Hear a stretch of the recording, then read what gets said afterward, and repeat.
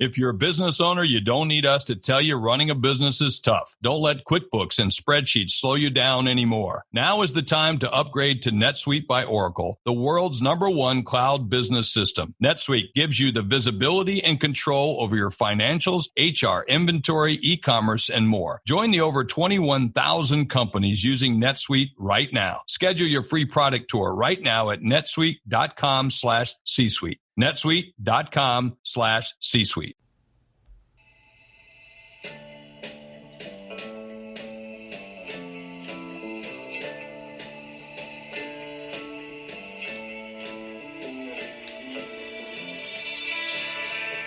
Welcome to the Superhero Homies podcast. My name is Quentin, and as always, I'm here with the homie Kevin. Hey, everybody. How you doing? Welcome to the late edition of the podcast. For real, though. Yeah. We apologize for that. You see, this past Sunday, when we usually record and post, I was puking my brains up, you know? Mm-hmm. Like, literally, my brains were coming up and everything, my guts, all that. So it's a miracle that I'm here and that I'm still alive, and I know that you guys are extremely grateful that I'm still here. Yep, he is still here, luckily, and all's well now. But but seriously, I was not feeling too well, so unfortunately, we were not able to record Sunday's podcast until tonight, guys, and we do apologize for that. So, you know, I guess let's go ahead and tell you guys the topic. Let's break into that. Yeah, so the topic for tonight is going to be part 1 of a 2-part series, and we're going to be talking about our top 20 favorite moments from superhero movies. So when we say favorite moments, that doesn't just mean action scenes or any particular style of scene in general. It's just our personal favorite scenes, and we're selecting from any and all live action comic book based superhero movies. Oh yeah.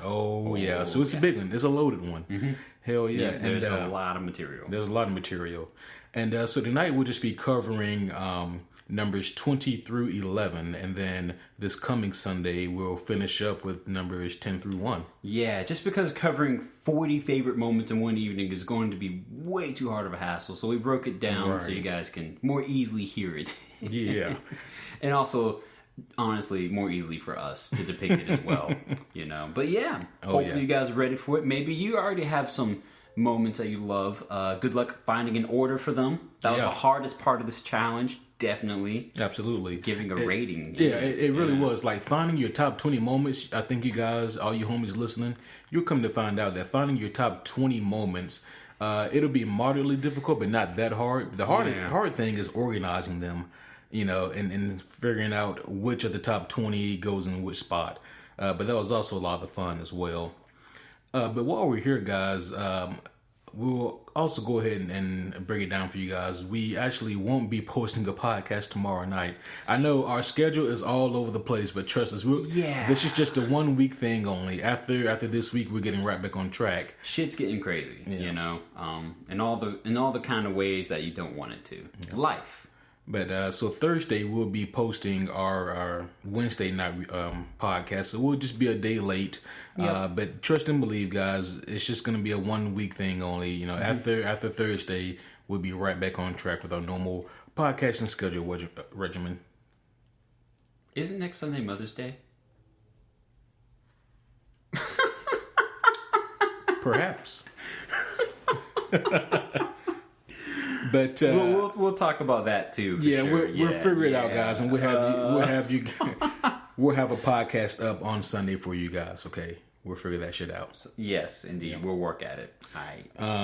But anyway, so Wednesday or Thursday night's podcast this week is actually going to be our review of Under the Red Hood, the classic Batman story, graphic novel edition, or not animation. The trade paperback edition. Exactly. Yeah.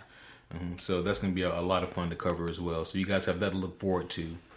But yeah, so I guess before we go ahead and get into it, guys, it may be late, but we got some comic news. Yeah, comic news. Yeah, what's going on this past week and few days? Yeah, so first and foremost, some of the stuff I'm sure that a lot of you guys by now already are well ahead of and already know, because this is, for Sunday, and this is now Tuesday. But yeah, so let's go ahead and get the the biggest and possibly most obvious things out of the way. Right. Number one, Infinity War reaches $1 billion in 11 days. It is the fastest movie ever to do it. What? Yeah. Yeah. $1 billion in just 11 days. That's really quick work. Do I hear potential record breaker? Oh, it's already broken some records, and but even bigger records. I'm yes. sure. I am pretty sure. A lot of people that aren't even fans of typical comic book movies are checking this one out. Similar to Black Panther. But yeah, so big ups to Infinity War. Like, this movie definitely deserves all the praise and adoration that it's getting, and all the money that it's getting. So hell yeah to Infinity War. Next up, following that Infinity War trend, James Gunn, he did play a part in writing certain parts of Infinity War, of course, specifically for the Guardians of the Galaxy. And he finally revealed what Groot said to Rocket, spoiler alert, when, so if you haven't seen the movie yet, this is probably your fault now. Yeah, at this point, if you haven't seen that one, you're purposely behind the game. Yeah, you just don't want to watch it from stubbornness at this point. It means you probably don't care, so I don't care if I'm spoiling for you here.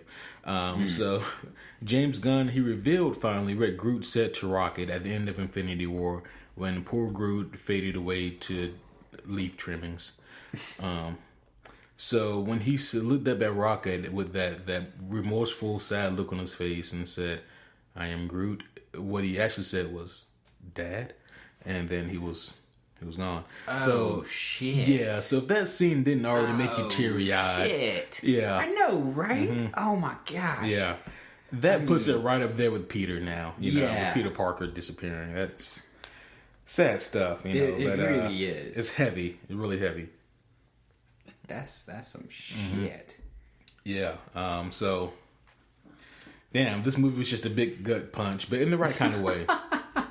Most gut punches don't feel good at all. It was a gut punch we kind of needed. Yeah, we've been Disney comforted too long. But yeah, so I thought that was a really cool thing that James Gunn added in there. Next up, the new Luke Cage trailer. What'd you think of it? Have you seen it? I have not actually. That is news to me. Do what now? Is this another one where he's like talking to the camera and he's like playing some sick music in the background or something? Only for like the very first part of it. Okay, gotcha. All right. But no, we see a lot of stuff in this trailer, guys, and this is a really good trailer. Okay. I don't know if I want to watch it now because it's like I want to be surprised when I watch the series. I want to watch a trailer and then we overthink it together like we always do, and it's like, well, shit, that's a good point. You might have just spoiled something. Damn it, he spoiled something for me. When's it announced to come out, though? What's the big news? It comes out June 22nd. Yeah. Okay. Yeah. All right, so, a month and some days, definitely. Right. Month and a half-ish. So, I'm going to have to apologize to you, Kevin, because there is some things that must be done. All right, let's talk about it. Let's just... A podcaster's job must be done. Yes, it is. Damn it. Rip the Band-Aid. Let them have it. Right. So, a lot of you guys were probably wondering, who the hell is the villain that we see for season 2? Well, it looks like it's going to be Bushmaster, and I've only read a handful of comics with Bushmaster in it. Like, I've read some really, really old Iron Fist with him in it, and that's actually where Bushmaster made his debut, was in one of the old Iron Fist comics. But then, as the years went on, the Bushmaster became a really prominent Luke Cage villain, and there's two Bushmasters, but the Bushmaster that's in the trailer is definitely the first one, the more prominently known one. And so the Bushmaster is a African American villain from the Caribbean. I don't think they specifically said where he's from in the comics, but in the trailer they are specifying, it seems like, that he's from Jamaica. And he eventually in the comics, the original Bushmaster gets powers he gets the same experiments done to him that Luke Cage had done to him. Okay. Yep. So is there a chance we've already been exposed to Bushmaster then? In the series? Right. I don't think so, no. Okay. No. I mean, because we see him... So Luke Cage gets his ass beat by Bushmaster, and he's definitely a new face that we haven't seen before. All right. Yeah. Cool. I'll go watch the trailer. Yeah. Damn it. And so there's a guy out there, because the trailer is really good and intricate. It is really a really good trailer. Yeah. Because, we see Luke Cage kicking ass, and he even walks into this one room where there's like a bunch of goons with guns, and Luke Cage is like, "Are we really doing this, guys?" And one of the head goons responds, "We gotta at least try." And then they open fire, of course, to no avail, and Luke Cage beats ass. And and then it all culminates with this scene with the Bushmaster with some sick moves and just lays Luke Cage out. And also, I'm so sorry, Kevin. We see Misty Knight with her bionic arm in action as well. Oh, son of a dick! Damn it! That could have been such an awesome reveal, man. Oh, what? Keep going. It's cool. It's cool. I'm not upset. Yeah. Oh man. There's a lot of really cool stuff here in that trailer. So definitely, if you haven't seen the trailer, go check it out, Kevin. Go check it out, definitely. Oh, are we talking to me? I suppose all of us homies. Okay. So next up, these last two bits of comic news actually tie together as well. Please do. So next up, DC Comics announces the DC Universe streaming service. There's been rumors about this streaming service for a while now, but now, it's finally coming to light. I could not find an actual release date for it yet. If one of you guys could, then post it to the Facebook page for sure. So the streaming service is going to have like all of their shows on it, and so of course, me as the fanboy that I am, I'm extremely excited about it. They'll be having TV shows on there such as the new Metropolis TV show coming out, Titans, of course, that's the Teen Titans based TV show. There's going to be an animated adult Harley Quinn show. Oh my, indeed, yeah.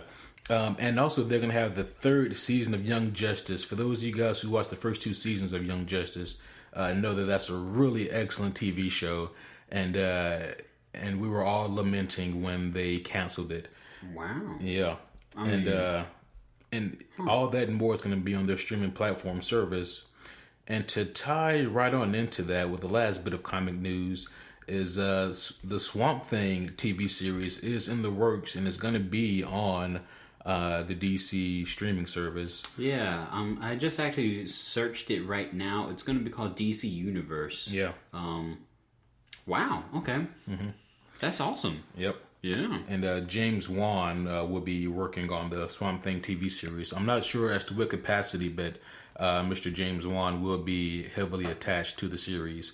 And we haven't seen anything, like Swamp Thing related as far as like TV shows go in heavy media since like the early 90s or late 80s Swamp Thing TV show. I haven't heard nothing about the Swamp Thing for quite some time. Man. Well, he was in the recent Justice League Dark animated movie, and he's had a resurgence in the comics as well.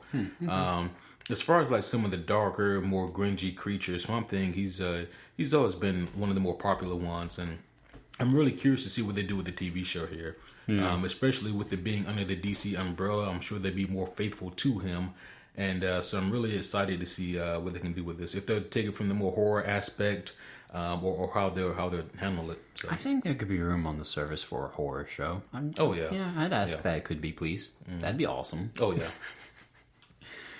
And that is it for the comic news. I can't remember. Did you say that CW shows were going to be on this? Yeah or nay? No. Okay. I don't think they will. No. Okay. Interesting. Interesting indeed. Okay. Mm-hmm. Are you ready for your comic question of the week? All right. I see that's not a Sunday only action. Nope. All right. Let's do it. It could be about anything. The subject's all over the place. Exactly. And so I picked the topic, and I was like, well, I mean, it is what it is. So. It is what it is. Yep. The comic question of the week is as follows. Which of the following superheroes have died the most? Ant-Man. Done. It's not even an option. Let's do it. All right. Is it A, Superman, B, Spider-Man, C, Iron Man, D, The Flash, Wally West, that is, or E, Captain America?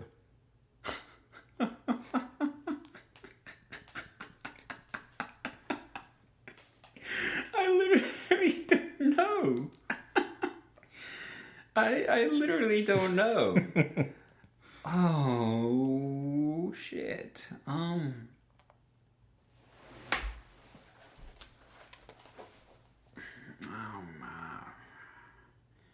Superman, Spider-Man. Who's C and D? Iron Man, Wally West, Captain America.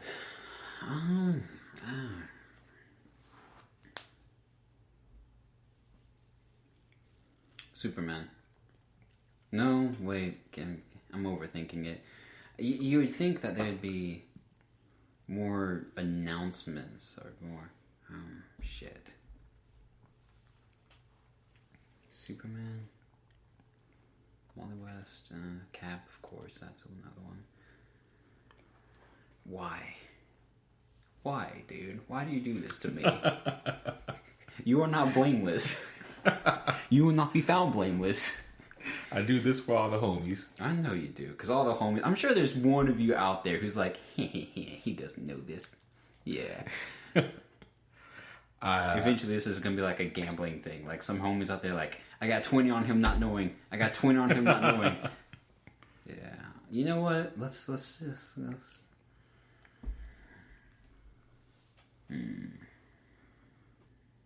Spider-Man.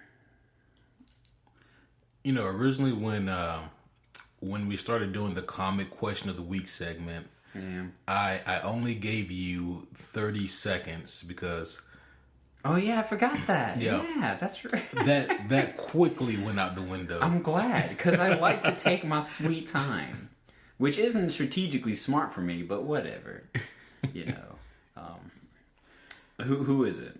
If not Spider-Man, it's totally Spider-Man. Spider-Man has actually died around approximately 8 times. Shit. Okay. Wow. But the answer is Captain America. You dickhead. With approximately... You just goaded me in like that. With approximately 11 deaths, Captain America takes the lead. Wally West with 5 deaths. Superman also with approximately 5. Okay. I say approximately because some of these things were marked as death in the comic books, but then later on they were either retconned or rewritten to be thought as dead or, you know, something like that. Right. That's fair. That's yeah. Cool. And also, if you guys are interested, I'll post a link to the Facebook page stating, or it gives you like a large list of superheroes that have died the most and how many times they've died.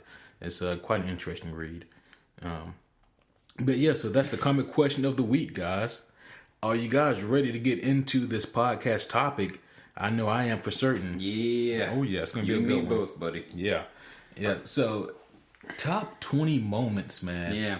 In comic book movies. Like, if you guys are listening, I'm sure that all your homies listening have seen a lot of comic book movies, such as Kevin myself. Yeah. Not that Kevin and myself are a superhero movie, but if we were, I'm sure that you guys would watch that too. Oh my gosh, that'd be great. Well, it'd be something, that's for sure. It'd be a comedy. And a tragedy. And a tragedy, because nothing happens. Because we break more shit than fix. We'd literally be like, we stopped a villain, it was a purse snatcher, and you smashed him with a skyscraper. Well, he won't be snatching any more purses. Neither will the block. Yep. All right. Man. Mm-hmm. So, top 20 moments, my friend. Would you like to start with your number 20, or would you like I to start? I'll start with my number 20, because it's a surprise. I'm even surprised myself that I hit the hit list this high. But for some reason, the organic moment it shared on screen, even recently with me, just really made me laugh. It really, after the entirety of this movie, was like, that is one of my favorite jokes in the whole movie. Like, yeah, I can't be mad at the movie for that joke. I like it. It's hilarious to me. Thinking about it now, it's like, shit. You had my curiosity, now you have my interest. So... And you're gonna be surprised when you realize which movie I'm talking about. So, bear with me and don't keep your jaw open too long. But is it Guardians 2? No. Okay. That'd be a surprise.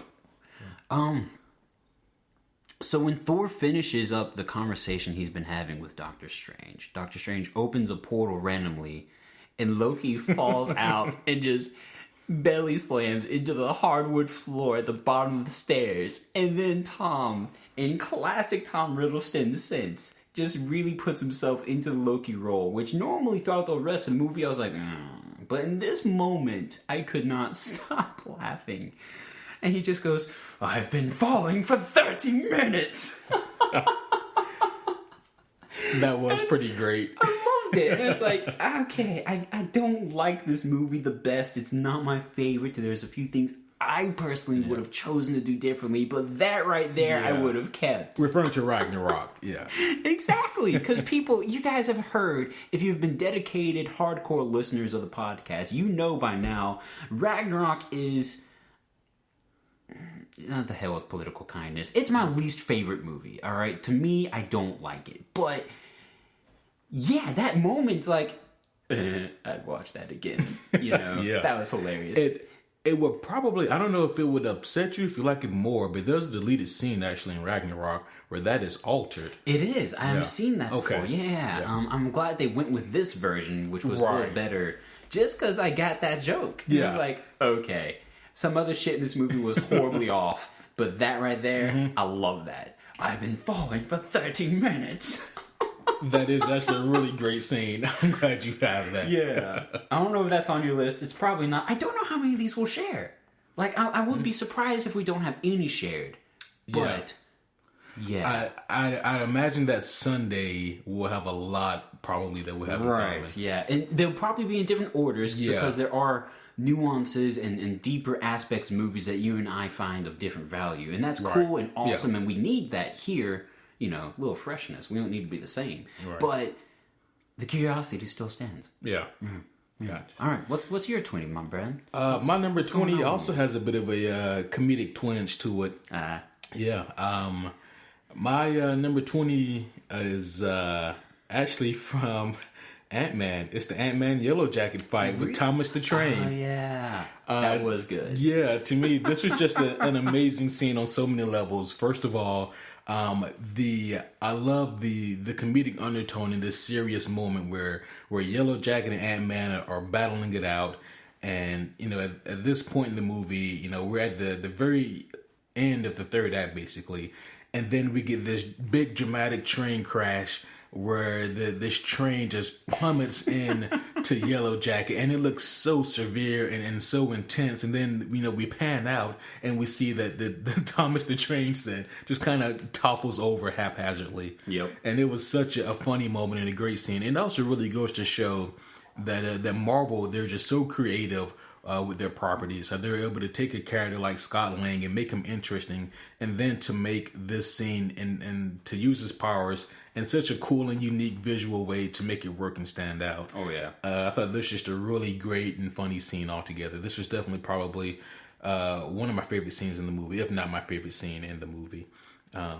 So definitely Thomas the Train for the win.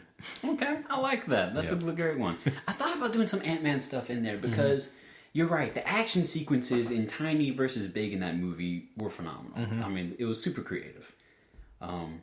Shit, dude. Yeah. This is going to be fun and hard. Yeah. Number 19 for me. I know that this number would move up higher on my list had I seen this movie more recently. You know, however, right now, because it has, you know, it feels like eons since I've been graced with its vision. The Joker pencil trick. Oh. Heath Ledger did a breathtaking, surprising job on screen, so much so that it swept the country, especially what with his, you know, dramatic, unfortunate passing shortly thereafter. So, when this scene happened, I cannot tell you how many bastards out there were saying it and quoting it and in work and school and everywhere they could think of. I don't even remember the full perfect phrasing anymore. It's been that long, but it's like, ta-da, it's gone. Right, but like leading up to it, like, I'm gonna make this pencil disappear. And it's like his crazy fashion of carrying out the Joker's persona in this scene. And in literally every Joker scene in that movie was just, I mean, there's a reason that freaking Bruce, like, gasped whenever he first saw Joker, because Heath Ledger wouldn't let anyone see his character until the scene started, until action was said. No one was allowed to see it, and then freaking Bruce was like, that was the most gruesome shit. Like, I'm uneasy. Can we take a quick 15? Made Michael Caine forget his line. Exactly, yeah. Like, oh shit. Yeah. Man. The magic trick was an amazing scene. Still was an excellent scene. Oh, yeah. Great choice. Yeah, thank you. Yeah. My number 19 is Age of Ultron, Hulk versus Hulkbuster. Nice. Yep. Okay. I was wondering if we were going to get some Ultron in there. Yeah. Okay. I had to put this in here. Yeah. If you guys listen to our Age of Ultron podcast, we rag on it till the day ends. Oh yeah. And we have so much fun doing it. But when it comes down to this scene, this is one of the most incredible scenes I've seen ever in a movie. Just because it took like my childhood realization or my childhood fantasies of reading Hulk and Hulkbuster fight and then making it something real and damn near tangible on the big screen. And it was just so incredibly done. It wasn't done half-assed. They went all the way in with this scene. They created this scene with the intention of it being like a show stealer, and it was. Mm-hmm. The Hulk versus Hulkbuster was simply incredible. Like really, guys, go back and watch that, and you guys will be extremely and pleasantly surprised at how well it was done.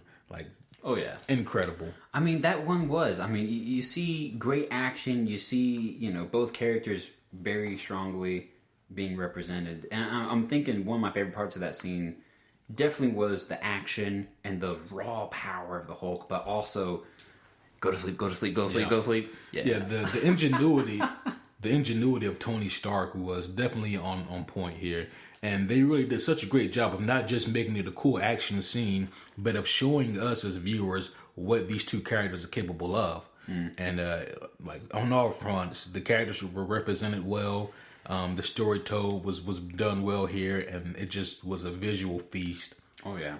Yep. So I had to put that on my list. Technically, all three characters there. Yeah. Hulkbuster. Well, Tony Stark as Hulkbuster, Hulk, and Bruce Banner, because it was Tony and Bruce together making this thick ass plan layered with contingencies to, control, quote unquote, the Hulk. Yeah, I don't know. That's just my my translation of it. Yeah. Okay. 18s. Yep. 18s. It's only 18. Don't let. Okay.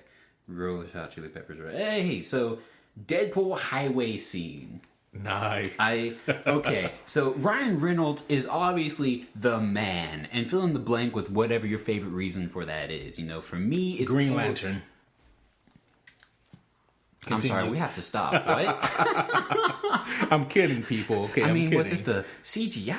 No, but no. So whenever he took the role, people were like, "Oh yeah, I could totally see that." But whenever we saw it on screen, it was a classic fit. It was Marvel perfection of casting. This was the reason you were born. All right, this was the reason you came to Earth. Your destiny, if you choose to believe in such.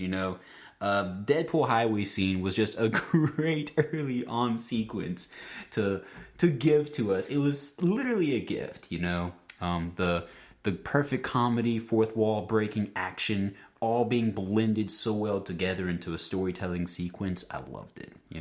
He put a bullet through 3 heads. Yes. In a line. That's a billiard shot. Just right. Actually, that's a complicated billiard shot because that's. Yeah, your bullet hit 3 pool balls. Yeah, that's no one does that. It was just an awesome scene. It really made me excited for the rest of the movie. That it was. It did the right thing by showcasing Deadpool's outlandish personality, while also showing us like his extreme abilities. I love that scene. That's a great scene. Yeah, and his ability to take a bullet. Yeah. Oh yeah.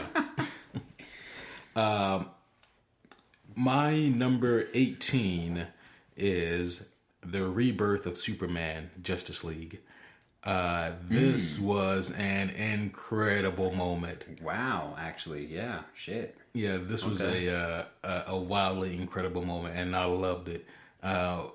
So they were at a point where they realized that if they wanted to stand a better fighting chance of beating Steppenwolf, they would probably need Superman, and Batman had the master plan here to bring this guy back to life. Yeah.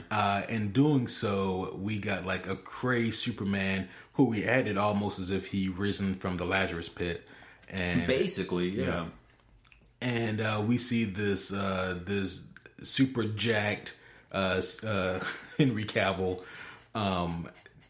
take down the Justice League, like not even one by one, like all at once. And it was just an incredible moment to see like the Superman come back, because it's no secret that Kevin and I, we're not the biggest Superman fans, but I have always had like this underlying respect for Superman when he's portrayed and done correctly, whether in the comics or in the movies. And Henry Cavill really showed us how Superman should be represented when he's gone mad.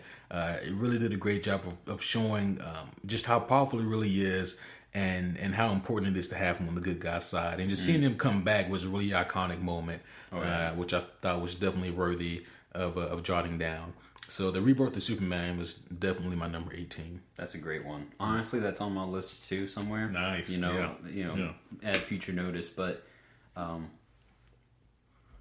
loved how we just looked at the Flash the whole time. Yeah. Like, what's going on, bro? I see you running. And I loved his face too, just like, oh shit, he sees me. All right, but before ruining that moment for the future, my 17, I chose it. It was a very peculiar moment, but I felt something inspiring bubble inside of me whenever I first saw it on screen, because it was very much a, oh my gosh, I love this scene. And it was just a few seconds. It wasn't even a scene. It was literally a pure moment, right? And we laughed in the theater, because like I think we were like about to say the same joke actually when this came up. Infinity War, when the big battle at the end is starting, when Wakanda versus the damn what were they saying? The Outriders. The Outriders, the symbiote dog things, right? There was a moment when you can see the front line running, and you see Rick and Morty. Okay, good stuff's there. Phone calls, what can I say? Or text messages. But that distracted me. No, the front lines. Yep. So you see on the front lines, all of a sudden, two men break out and just make it to the fight way before anyone else.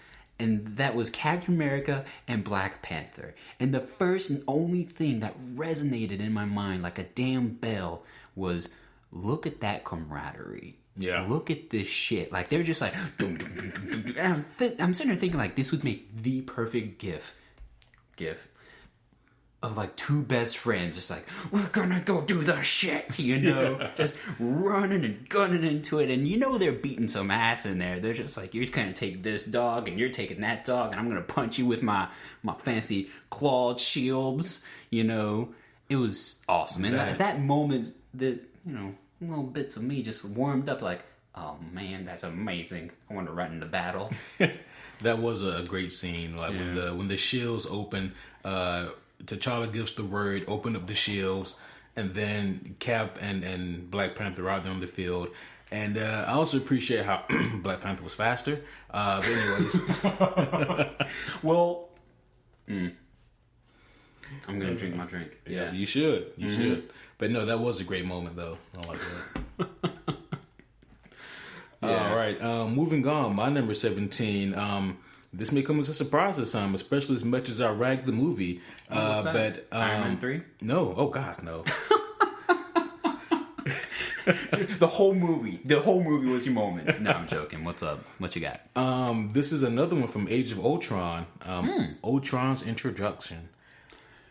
Yes, that shit. Oh this was a great moment. Had the entire movie been as good as the first act, then this movie would have been a masterpiece, probably up there with Infinity War. Honestly, if everything following this scene had been as good as this scene, then this movie would have been phenomenal. So what we get here is a rare moment at first when we see the Avengers not avenging things. We see them just chilling out, telling jokes, and they're all trying to lift Mjolnir. None of them can do it. And then Thor at the end goes, well, it is simple. None of you are worthy. And then we see this broken down, zombified, puppet-like Iron Legion bot come stumbling out, almost out of nowhere like a freaking ghost, and goes, worthy. None of you are worthy.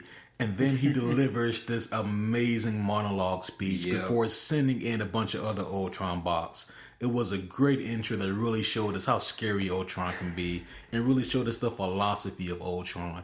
It was a great opening. And it was, yeah. Yes, and it was just a really almost bone-chilling moment, and I loved it.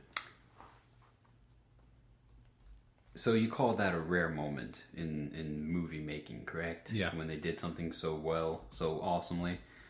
Speaking of rare moments and setting myself up here, my number 16 was the same exact thing.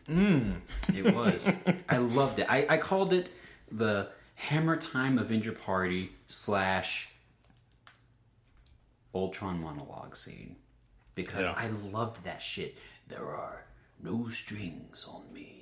I loved that. That just ate me up, man. And even his movements, if you go back and look at his movements. Because, you know, the rest of the movie, he's got like this big wannabe bodybuilder type badass body. But this moment, he's just like, you know, just so creepy. So just, I don't know. Is it just eerily resonating amongst all the Avengers? Like, what the hell is that? Why is it acting like it's alive? And can we kill it? You know? Yeah. But no, I loved the monologue. James Spader, correct? Yes. James Spader was the man for that. You know? Was. And he also did the motion capture work too. So even those little nuanced movements were all him. Oh yeah. Oh, that's even better, man. Yeah, shit. Go James. You coming on the podcast one night, man. But no, that was just the shit to me, dude. And then of course I think it's hilarious that Cap was able to move the hammer. We can't not highlight his achievement there. Yep. Nudge. Chris Hemsworth's face. Oh shit. Yeah. Oh yeah. Yeah. Yeah, we both love that scene, as you guys know. Yeah. I mean, that was my 16. Done. You know. My number 16 is a callback to a movie that kicked it all off. Iron Man versus Ironmonger from Iron Man 1. This was a classic scene for me. I love this fight and this whole scene for so many reasons. One, this was the first time that we kind of saw the duplicate or like villain reflecting the hero type fight. Yeah. But this is also one of the best times we've seen it also. Unlike Doctor Strange versus Caecilius or Ant-Man versus Yellow Jacket, this fight had a villain that actually had depth to him. Right. Jeff Bridges as Obadiah Stane was like divine choosing because he was such a great villain, and he also had a good purpose also, or at least an understandable purpose. Tony Stark was tanking the company that Obadiah worked for, that Obadiah wanted to own, and the only way that Obadiah knew he could really take control was to eliminate Tony Stark. And so by taking his tech, amping it up, and then making his own suit, the Ironmonger, was just an incredible thing to see, and visually it looked so good. Oh yeah, he did a good job on that. Yes. And then you guys, they did. Yeah. And you guys know by now that I love seeing a fight where the hero seems to be outgunned, and that was literally true here. From Iron Man getting smacked with the motorcycle to, I mean, just everything in this fight was just so well done, and I really enjoyed it. And it was, Ironmonger was scary here. He was. And that was a really cool thing to see. And also to see Tony Stark have to use his brain versus his tech to get out of it. I mean, his suit was Frankenstein's monster here. Yeah. You know? But yeah, I loved Iron Man versus Ironmonger. Oh yeah. You'll notice that this is the second time we've actually mentioned Jeff Bridges on a podcast. If you're curious about the first, you can check out our Patreon page where we just talked about a cult classic of his. Yeah. Indeed. The Big Lebowski. Or you can check out our truly first time in our Iron Man 1 review. That is our true first time, you know. The true. But that's another shout out. All right. So we're on 15 now, correct? Yep. All right, just making sure. So my 15, I don't know. I debated putting it this high on my list, but at the same time, it does deserve a good chunk of attention too. I still really appreciate it because, especially when you see it in theaters, that was the moment. On your laptop screens and your living room screens, unless you pay out for that really, really fancy, expensive shit, it's not gonna have the same magic. But in that first moment when everyone saw it across the world on opening night, and everyone got to visually see the spectacles that they created in this movie, it was really just, whoa, I feel like I just did some acid, and I'm Mormon, Doctor Strange going through his vision of, oh, okay, I don't believe in all this magic shit. What is this? And then, excuse me, let me tap you and put your soul through the weirdest ride of your life.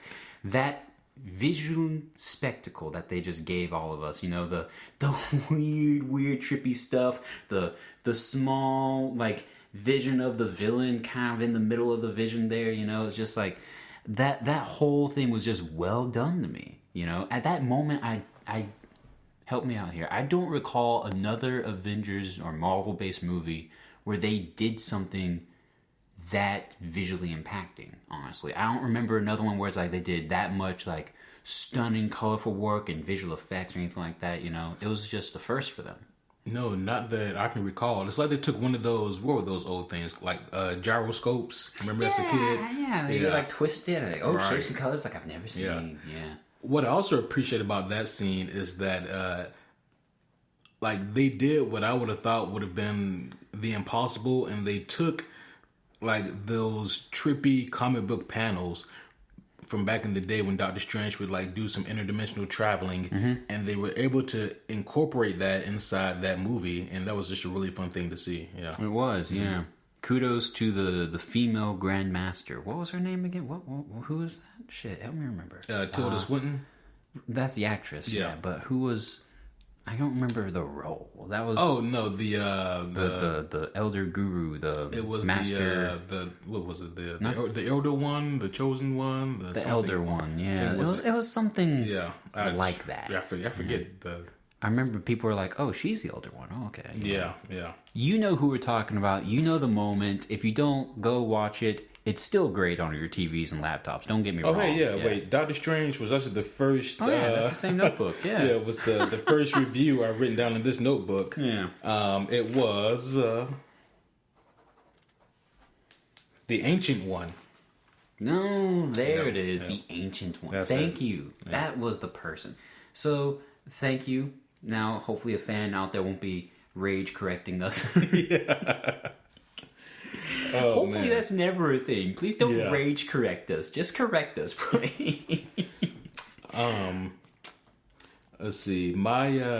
Okay, so before I give my number 15, I have to say this disclaimer. So just know, guys, that for anything to make the top 20 list, these moments are all extremely important and impactful to me. Right. All of them are. So when I say that this specific moment is this high, don't look at it as, wow, you put it all the way up here. Look at it as this is a top 20 moment for sure. Okay. Okay. This is a very important and impactful moment for me, and I love this scene in this entire movie. Captain America versus Winter Soldier, the Bucky reveal. Yes, that was some shit, dude. That entire scene, the entire movie was a masterpiece. Of course, by now you guys know I love this movie. Mm-hmm. But this scene here in particular was amazing. So it was Team Cap on the run, and at this point, Team Cap was Falcon, Black Widow, and Captain America. And we have the Winter Soldier and all of his goons, trying to take down Team Cap. And we get this amazing hand-to-hand fight between Winter Soldier and Captain America, and it was such an impactful and fun fight to see because we do get a lot of action in Marvel movies, but this was a more personal, intimate fight scene because it was fisticuffs, Yeah. And also at the end, it really meant something emotionally when Captain America is able to remove the mask and see that it's Bucky, and Bucky gives that classic response, "Who the hell is Bucky?" Mm-hmm. And for me, that also has so much emotional weight to it because that line is taken directly from the Winter Soldier comic when Captain America first realizes that the Winter Soldier is his old pal Bucky. Yeah. And so this was just a really great scene. It was a really great fight scene, and the exclamation point was the reveal that this trained assassin was none other than his old friend. That would be some shit. Yeah, I absolutely love this scene. It's like we'd be fighting, and all of a sudden you have a metal arm and a serious mask, and we're going to town, and all of a sudden you're just like, Q?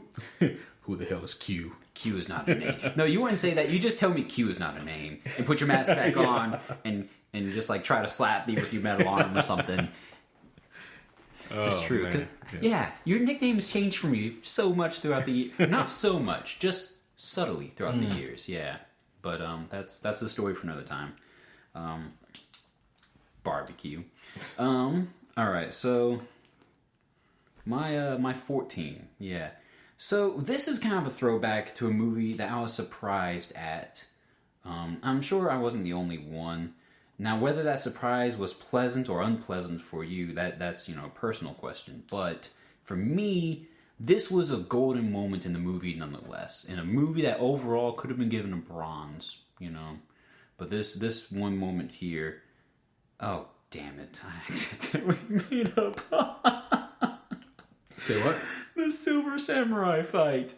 I made a pun because I said it's a gold moment in a bronze movie. Oh, okay. What the shit. I love myself, but I'm so happy I made a pun accidentally. Yeah. Okay. Legit samurai fight. Let me shut up and talk about that. It's we all know the one I'm talking about. It's not the one where he's fighting the wannabe Transformer old man in a big ass suit. We're talking about the actual fight he had in that rundown rainy moment with like the girl lying on the floor and he's like recovering, just getting his healing back, and he's like badass and just strong looking, and he's just like fearsome all of a sudden, just brutal Wolverine again. He's coming on and he's about to cut down this man with a sword and shit. That moment was a gift to us as viewers. Like, hey guys, we know we did it right around. We know we made the villain a Transformer. That's our bad. Here's an actual Silver Samurai fight. Just let us have our narrative, please, Yeah. That scene for me was like, oh my gosh, Wolverine's still my favorite. Yeah. Yeah, they really could have and probably should have ended the movie with that fight. Oh yeah. Yeah. Because I love seeing Wolverine, fight ninjas and of course the actual Silver Samurai, which I forget the character's actual name because I am not good with foreign names. Yeah, no, same here. Yeah. But no, to see that fight go down was a really fun fight, and you can tell by the way they filmed it that this was supposed to be a really intimate type of scene here. Yeah. And it was a really great scene to see that had some emotional impact behind it. I do like that scene a lot myself. Really good scene. Yeah. My number 14. What's up? My number 14 is Spider-Man versus Dr. Octopus, the train scene from Spider-Man 2. Wow. Okay. Yes. Wow. Okay. Yes. This was an amazing scene. And I personally still think that that the original Sam Raimi Spider-Man 1 and 2 films were fantastic, and this scene right here was a real showcase that Sam Raimi knew how to really make a comic book movie stand out and pop when comic book movies really weren't doing that. Yeah. I mean, even just from a money standpoint, you look at Spider-Man 2 and how much it made. It really really shows that this movie did something special.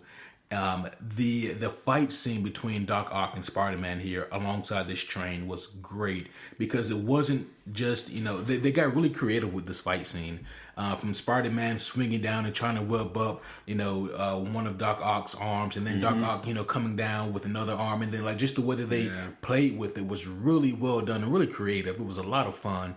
But then also we get to see the best parts of these characters here. We get to see Doc Ock using that evil, ingenious brain of his to outsmart Spider-Man in certain parts. We get to see him, put that train in full speed motion. He does that to get away, and then we see Spider-Man, do what Spider-Man does, and regardless of what you think about Spider-Man, most of you guys love Spider-Man. Yeah. Spider-Man has a huge heart, and at the end of the day, Spider-Man's going to do whatever he can to save anyone's life, and that's exactly what he does here. Because to be honest, a lot of people actually have a problem with this scene because Spider-Man wouldn't be able to stop the train, but I think that's what makes it so great. It's because Spider-Man, I think, knows that he should not have been able to stop the train, but literally exerting himself to the point where he almost died just to save the people on that train. Yeah. So that fight scene and then that fatal sacrifice he made is enough to put that moment on my list at number 14. I'm kind of surprised at the New Yorkians in that scene when they kind of like crowd surfed him away, like kind of, here, it's okay, you've been our hero, but that was a throwback. I didn't even, good choice. Thank you. Very much so. So you chose a very impactful and very symbolic scene for our boy, Spidey, awesome. My 13 is far less so. So 13, simply enough, is something that we can't forget, something that even the movies have subtly called back to, Avengers 1, when our boy Loki has stormed the tower and taken over the top floor of the freshly built Stark Tower. He's got that big ass thing in there, and he's confronting the Hulk. And no one can stop me. And then you just see the Hulk grab some ankle and just boom, boom, boom, just ragdoll, toss him back and forth. Boom, boom, boom, boom, boom, boom. And it's just like playing the drums with him, like dadgum, Trey Barker or something. Trey Barker? That's a smart joke. Trey Barker, right? I think that's the guy that made South Park. Trey or Travis? Travis Parker. Dad, damn it. Trey Parker made South Park. But that was banjo. Or is it Trey Park? I don't know. Yeah, no. Travis, the drummer, everyone knows now who we're talking about.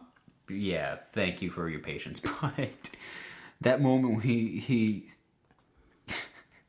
Puny God. Yeah. Like, everybody liked that. And then, of course, again, Tom Riddleston is just the man, apparently. Hiddleston? Hiddleston? That's what I said. Yeah. What did I say? Hiddleston. That's what I said. Oh, okay. Yep. I'm covering for my tracks. Am I doing a good job? Yep. I can't get names wrong twice in the same statement. But no, again, in Tom fashion, he does so well, and just simply in that scene, just breathing in after that, like that destruction. Exactly. Like 1 minute you're angry, the next you're just like stunned. Like, can I breathe? Am I okay? I'm a god, but I mean, am I okay? He was probably thinking that just took 500 years off my lifespan. Yeah, easy. And then freaking Hulk, man. It's like Tony said, we have an army. We have a Hulk. Yep. Yeah. Unfortunately, that Hulk was not enough in Infinity War. It wasn't. Maybe if the Hulk had used Loki as a weapon, exactly, he could have won. I could just imagine Loki now, like, no. If Hulk even came out, but how it should have ended should do that. I know, right? Yeah. That is a really iconic moment though, and a really fun scene to watch. Everybody loves that scene. Mm-hmm. Absolutely. My number 13 is another summer or another heavy scene. Oh, okay. And it is definitely one of my favorite scenes in movies. Period. Okay.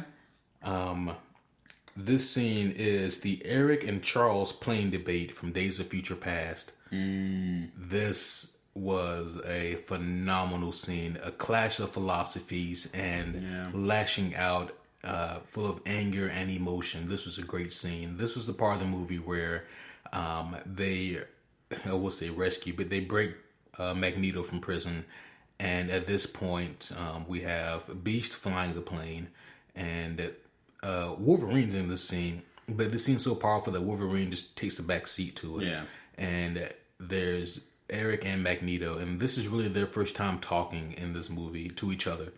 And this is their first time catching up in like almost 10 years, and so there's a lot to say here, and it gets so heavy, and this scene really does capture the complicated and complex relationship between Eric and Charles, where Magneto, or where Professor X is telling Magneto that you weren't there for mutant kind because you were locked up for a crime, trying to assassinate the president.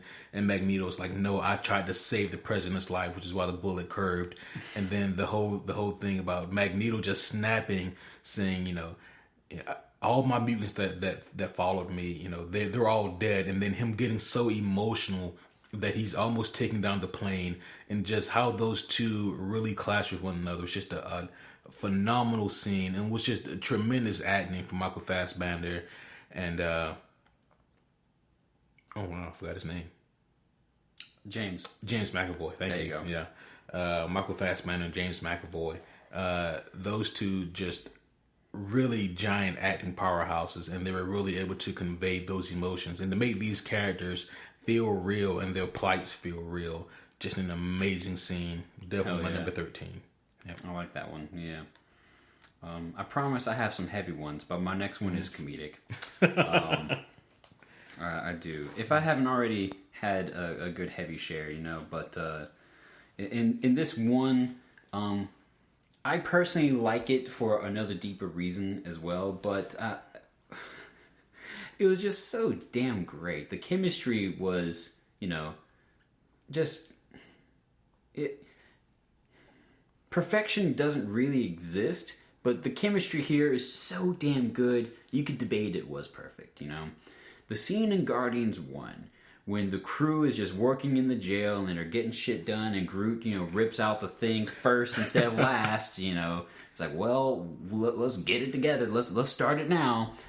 The moment when they're all in the tiny little control room for the jail cell, and they're all just like, in classic fashion for each character, if you told me this scene was improv, I would have believed it. Like, that makes sense to me. When they're all just like, his people aren't going to understand that. They're literal people. They don't understand metaphors. They'll go right over his head. Nothing goes over my head. Yeah. My reflexes are too fast. I would catch it. Like, I love that whole scene. Yeah. I'm just gonna die with idiots, Yeah. Like, just like each person, each character had like a spot in it, and you really get to feel the inevitable teamwork that these guys are gonna be with. Like you get to really get a taste for the movie's tone and everything so greatly here. And, that is a phenomenal scene. Yeah. Again, just that little moment for me just made me smile all warm inside. Yeah, it really showcased all the Guardians from a personality standpoint in their best light. It really showed us who they were and who they should be. That was I like that a lot. Number 12, correct? Yep. Number 12. Number 12. My number 12 is we're just counterbalancing each other. It's another heavy scene. Okay. My number 12 is T'Challa versus Eric Killmonger. Oh my gosh. Their first fight. Yeah. And of course Black Panther. This to me was just another tremendous moment of excellent acting and amazing fight choreography. You guys have heard me compare this scene to Batman versus Bane from The Dark Knight Rises. This scene here was just so special because we get to see Eric Killmonger, a man who feels like he's been wronged his entire life. And honestly, he has been. And he comes to Wakanda seeking vengeance and justice the way that he sees fit. And, he does have a twisted sense of morality, but he also does have a sense of morality and what he thinks is right and should be accomplished. And he's going up against, the morally upright T'Challa, who just recently became King of Wakanda, the Black Panther, and his throne is being challenged, but also his pride is being challenged as well. And so we see this fight go out, and similar to my my number 13 choice, the Charles versus Eric debate. There's also a debate going on here. It's a physical debate, but there is a debate going on here, a debate of philosophies, a debate of viewpoints, and really, what makes this so special is that if both these parties, both T'Challa and Killmonger had opened their eyes to each other's viewpoints, then I think they see that they're both right in certain perspectives. Yeah. But to see this fight go down, to see T'Challa fight with his pride and Killmonger with his anger, and to see Killmonger come out on top of this fight, and as T'Challa's family watches on in fear for T'Challa's life, and then we get that iconic moment taken straight from the comic book panel as T'Challa is lifted up over Killmonger's head and thrown off the cliff over the waterside. That was such an iconic moment. It's such a great moment that really encapsulates what the movie represents, which is a class of philosophies and ideologies, along with amazing fight choreography, because the fighting here was done so well too. Definitely one of my favorite scenes. Yeah, that whole scene, everyone in it was amazing, dude. Mm-hmm. I mean, Angela, Chadwick, everybody in that scene. Freaking Michael, dude. Yeah. I mean, at that moment, he flew across the charts to top-ranking villain that Marvel's ever put out. Right. You know? Just great. Good choice. Thank you. Yeah. Moving on to good old number 11 now. Already. Yeah, we're already there. I felt like we flew through this. We Has did. it been 5 minutes yet? You know? Shit. Yeah, we're going to wrap this one up early tonight. I guess so. Yeah. Yeah, shit, dude. This one, I finally did choose a heavy moment. And I realized looking at my simple list here that most of my heavy moments are in my top 10. And I feel like that says something about me. But in this moment, something else shouted out to me. In this moment, I realized I felt satisfaction. I felt a hunger that the Marvel movies have created for me finally being filled, you know? At the very near end of Infinity War, we see the desperate attempts in Wakanda to stave off, you know, the damn symbiote dogs, the Outriders. I was about to say Cross Riders, but the Outriders. Yep. That makes more sense. And no, people, there are not actually symbiotes. So. No, that's just what my mind fills in the blanks with. They look like something else, but and in this moment, Thanos appears. And he appears he appeared not off in the distance, just directly in the center of the biggest, baddest, greatest heroes that we've had yet on screen, all together, you know? Sure, one of them was incapacitated, that being our boy Vision, you know, but still, I mean, just balls to the walls, man. At this point, Thanos is nearly at his optimal power. You know, he's getting all the gems. He's getting the last one right now. He's on his way, just walking, knowing, like, all right, my goal's right there. I'm about to grab it. It's mine. And, I mean, just the way he threw the Avengers and everyone down. It didn't matter who was coming up. It didn't matter how awesome their movie was. It didn't matter who or what their power set was. I appreciated a villain that gave us the dark shit we needed.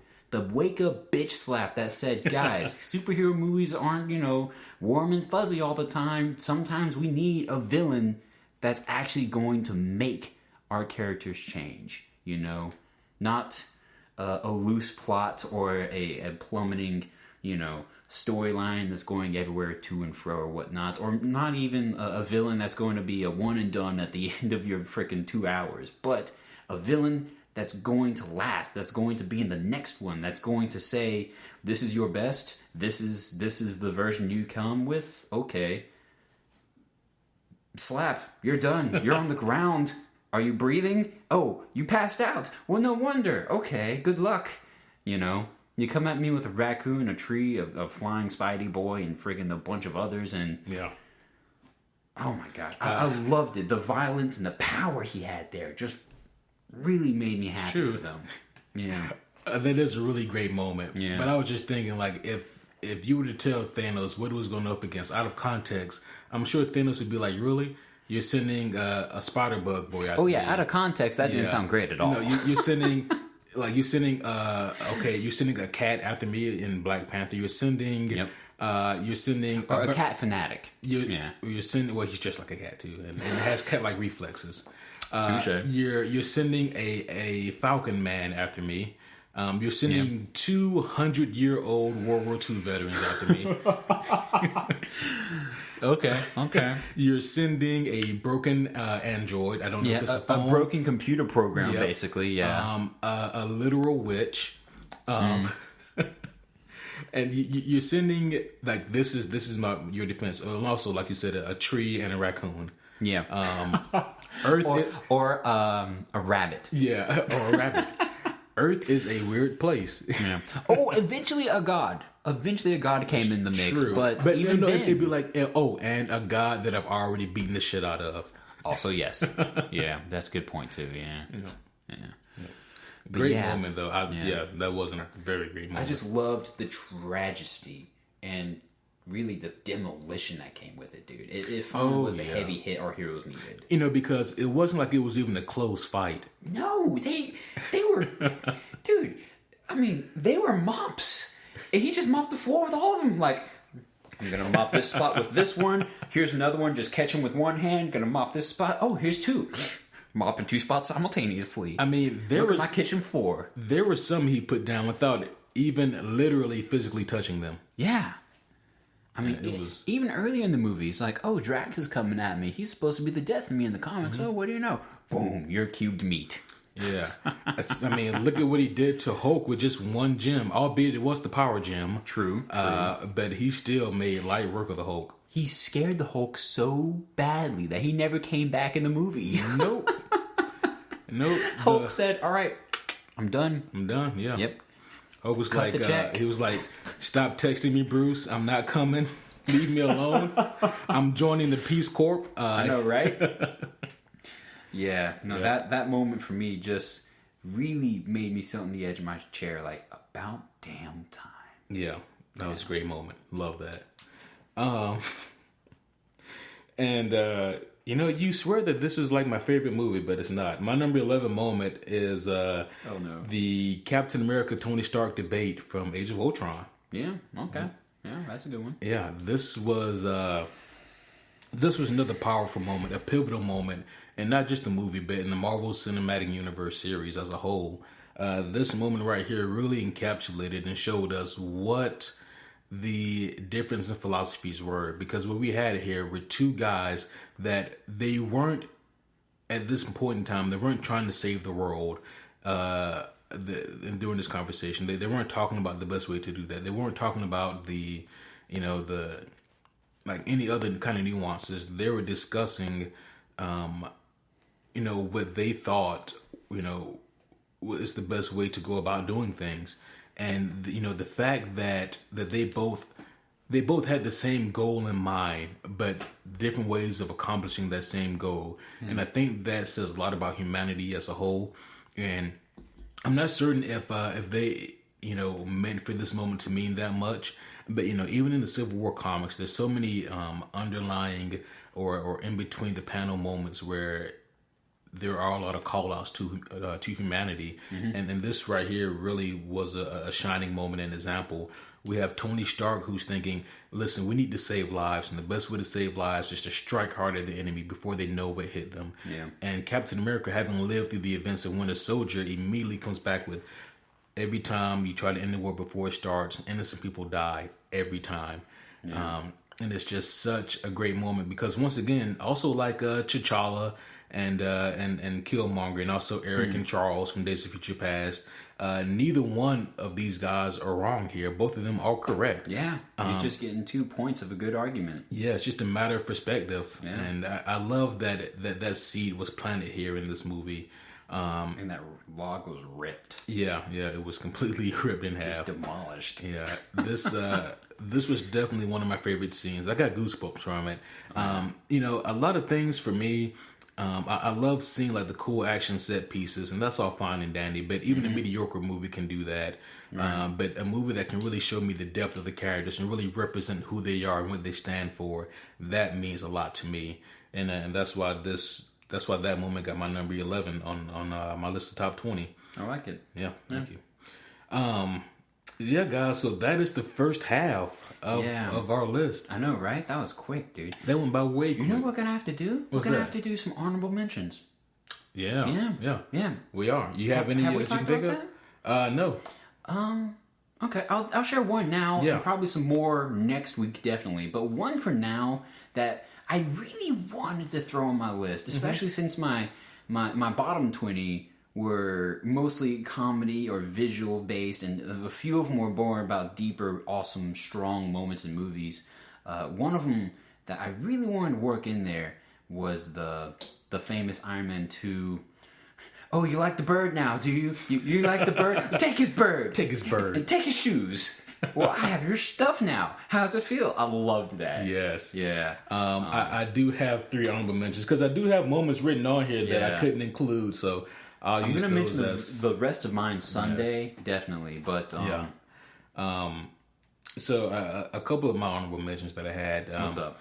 One was the training montage in Batman Begins. Classic. As Batman is learning how to basically be Batman, and he's being taught by Henry Ducard / Ra's al Ghul. I love how they wrote those 2 characters in both of those canonical characters from the actual comic books. Henry Ducard from the comics actually taught Batman his detective skills and really how to scope out a crime scene and pick up on the little things. And of course, Ra's al Ghul in this movie plays the role of the guy that teaches Bruce Wayne his skills of theatricality and deception, and all those other little nuances that we see Bruce do throughout this movie.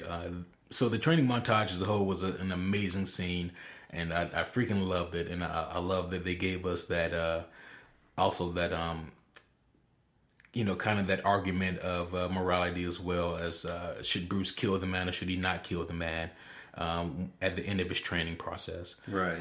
But yeah, so that was just a great scene that I really wanted to include it. Agreed. And I'll share one other one. I'll leave the other one for Sunday. Sure. Another honorable mention that I had was very similar to yours. What's that? It was Tony Stark built this in a cave. Yes. With a box of scraps. Referring to Obadiah Stane's rant at that poor scientist in Iron Man 1. But this was going back to that one too. Yeah.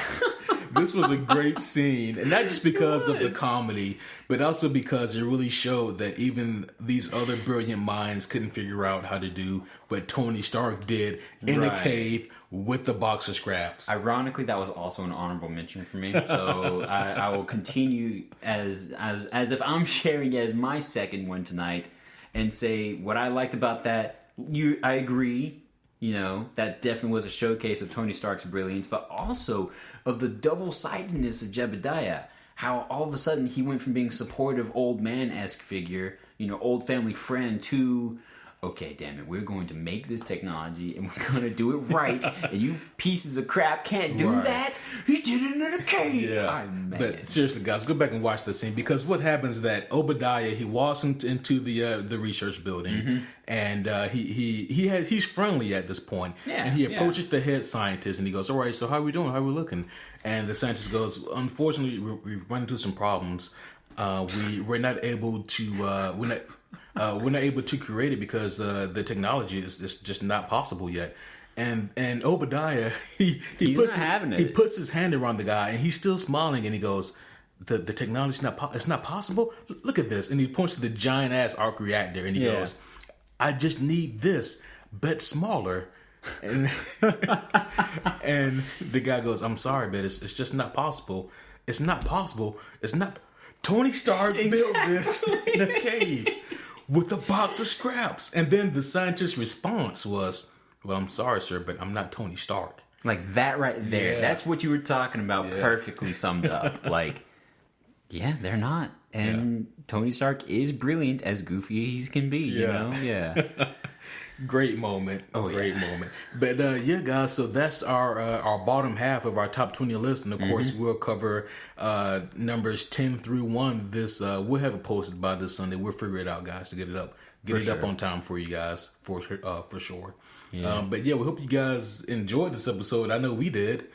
But so once again, this Thursday night, we'll be posting our coverage, breakdown, review of Under the Red Hood, the trade paperback, the classic Batman story, the rebirth of Jason Todd. Spoiler alert, if you didn't know who the Red Hood was.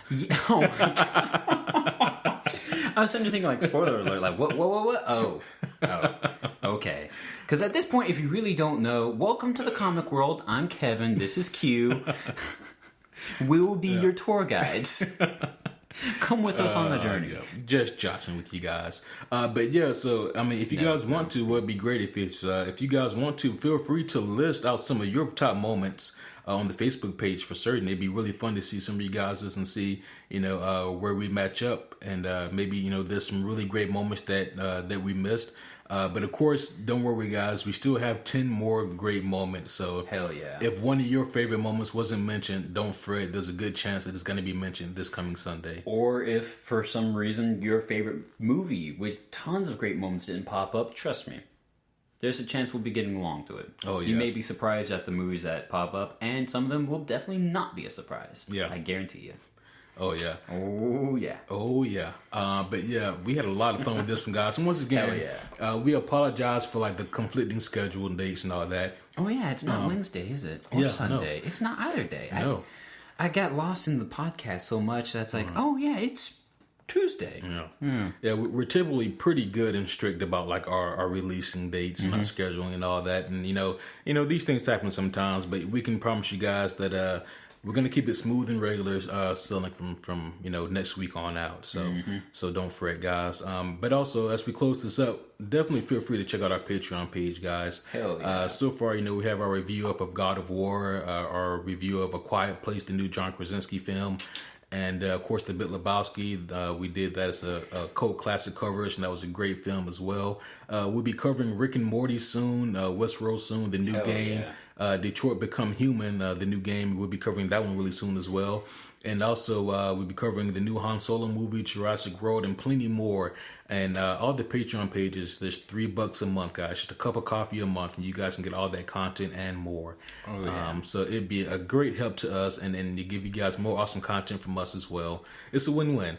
So if you guys feel so inclined, then that'd be great if you could at least give the Patreon page a look. And as always, feel free to tell all your friends and family about it. That always helps us out. And again, I've said this before, I will continue saying it and invite you guys, especially for those who have already become Patreon donators, let us know what you want to hear. If there's a TV series you want our opinions about, or if there's a cult classic you just know we got some opinions to share, go ahead and hit us up. Don't be afraid to email us or Facebook message us, and we'll get right on it. We love appeasing and helping the fans out, so of course we're anxious to hear from you guys too. Let us know what we can get to you. Absolutely. Hell yeah. But we've rambled on long enough, so we're going to wrap it up, guys. So as always, if you have any questions, comments, gear stuff, food supplies, or moments, then hit us up I knew you were going to say that. superherohomies@gmail.com or the Facebook page, Superhero Homies. And as always, if you haven't already done so, hit the subscribe button, and also feel free to leave us a review on either iTunes or the Facebook page. That really helps us out a lot.